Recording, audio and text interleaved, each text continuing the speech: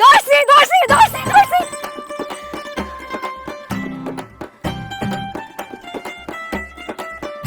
ও মা গো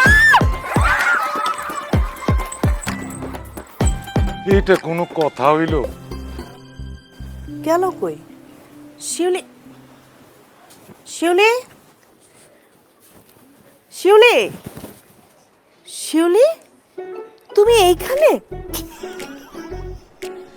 ভাবি তুমি হাসতেছো?